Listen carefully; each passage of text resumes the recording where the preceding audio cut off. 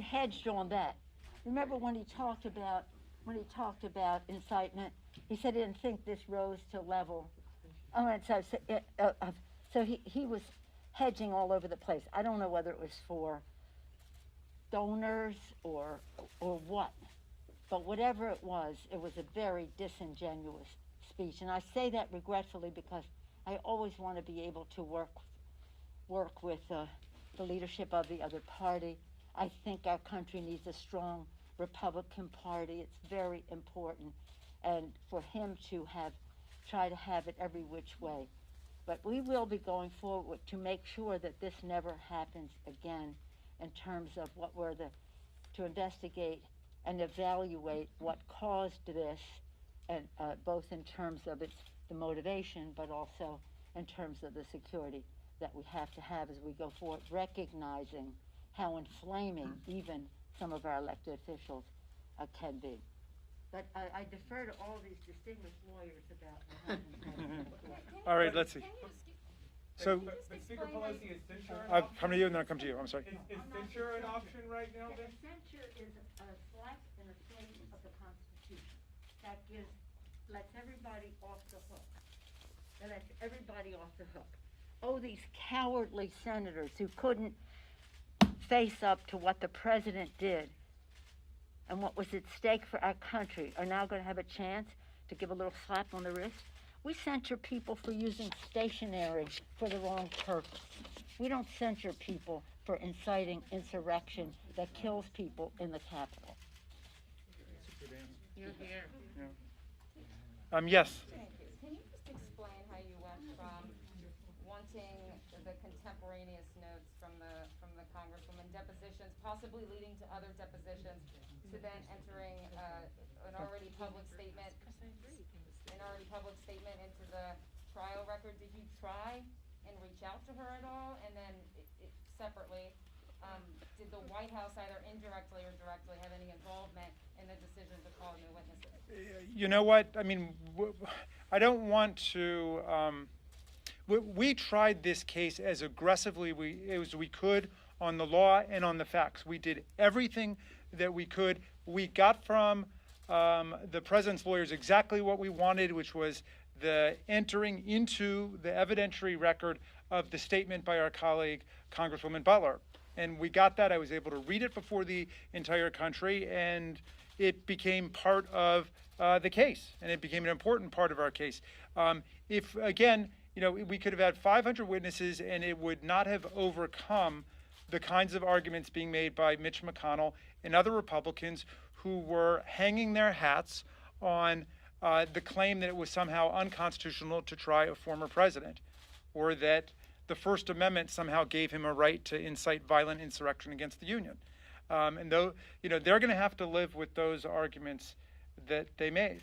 But we think that we overwhelmingly proved our case. I think Mitch McConnell's statement showed that they knew we overwhelmingly proved our case.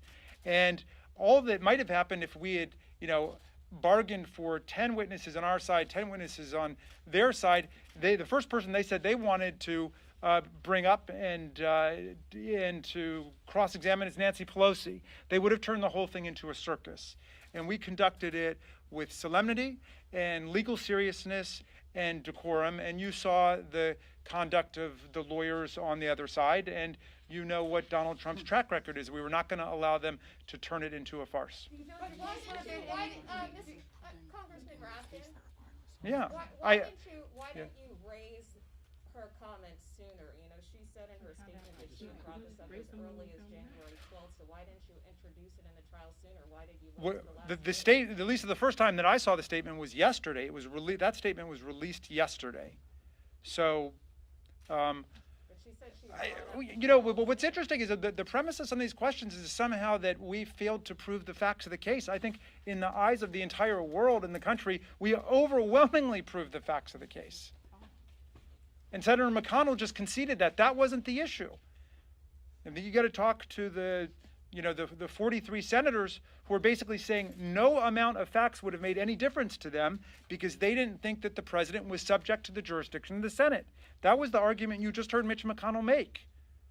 So forgive me for reacting strongly to that, but That seems to me to be a completely bizarre conclusion to these events, to say that somehow if we had just had one more witness, Mitch McConnell would have come over to our side. Just listen to his words. Yes. Congressman, thank you. Just to follow up on your earlier question, did the White House convey to you in any way that they did not want witnesses because it might draw out the process? Did the White House tell you they wanted a short, condensed trial? I never spoke to anyone from the White House or to President Biden or to Vice President Harris. None of them. No. And I made the call. So you want to blame somebody? I think we were just You know, trying to understand how, yeah. in terms of witnesses, how you got from asking. Well, remember, when you get in a situation like this, if we had needed any witnesses to make our case, then we would have gone all the way and insisted on witnesses in a 6-week trial or an 8-week trial or whatever. We didn't. We overwhelmingly proved our case. Senator McConnell, the leader of the Republicans in the Senate, just conceded that, right? All of them are saying, well, you won on the facts. But I think you're yeah. confusing. So- You said something. It was two things that we had to do, right? And then we'll just take one more. We had to first have a motion for witnesses, which we did when we were supposed to do it, which was after the prosecution and the defense made their case. We made a motion to allow for witnesses, and then after that, we requested one witness. The Republican counsel for the president, the former president, said he was going to bring 100 witnesses. We got the essence of what we wanted, which was the statement of Congresswoman Jamie Herrera Butler. The defense got nothing.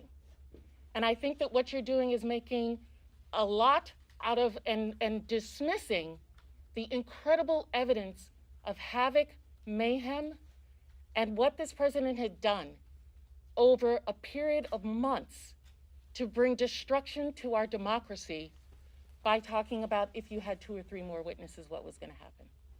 Yeah, one thing I would just add to it is, remember, there's a reason that the request for witnesses comes at the conclusion of the case, because we had an opportunity to see the former president's counsel, and decide whether we needed to provide additional witnesses. Don't forget, our case was filled with dozens of witnesses who were presented by way of video and statements and recordings.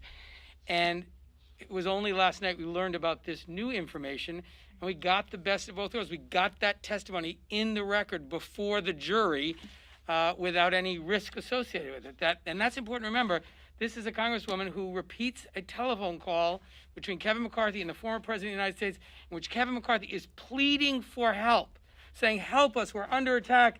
The president first tries to blame another group, Antifa, and he says, no, Mr. President, these are your supporters, and we're in danger here.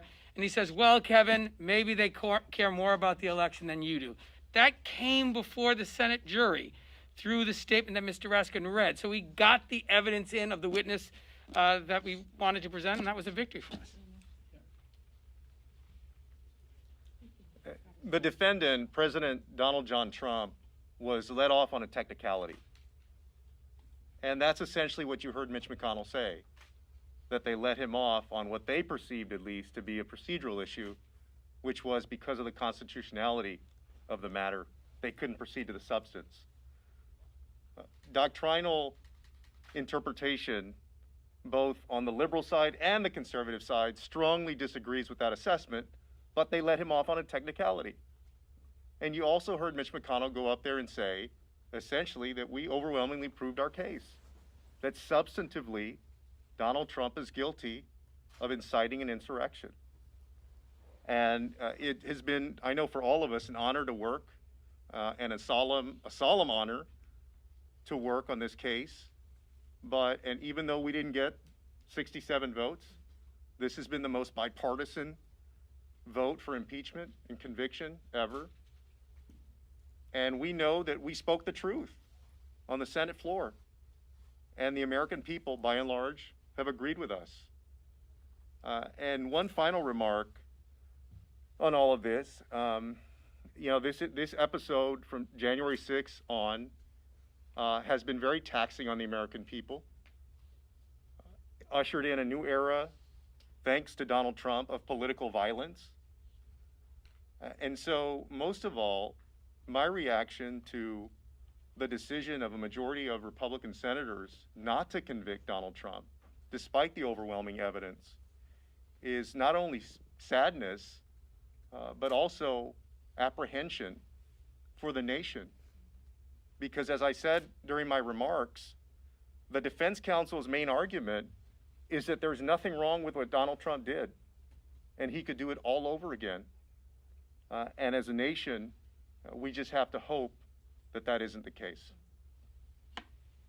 All right, I think that we're going to close it up.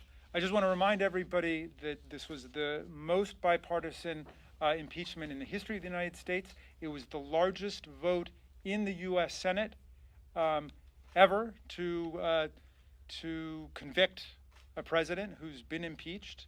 And it was the most bipartisan conviction vote in the Senate that we've ever seen in a case of a presidential impeachment. But there's one other number to look out for if you listen carefully to what's being said now after the trial. There are 57 senators who voted to convict on the facts and the law. Now, add to that the number of senators who say they believe that Donald Trump was factually guilty, but that the Senate didn't have jurisdiction or there was some other constitutional issue. But just take the ones who say, we don't think that we could convict him because of this January exception. He was able to get away with it at the end of his term. If 10 or 15 or 20 of them say that, that means you've got a supermajority who are saying that the president actually is guilty of his crimes, which we think we have overwhelmingly and convincingly demonstrated to the American people. Thank you all very much.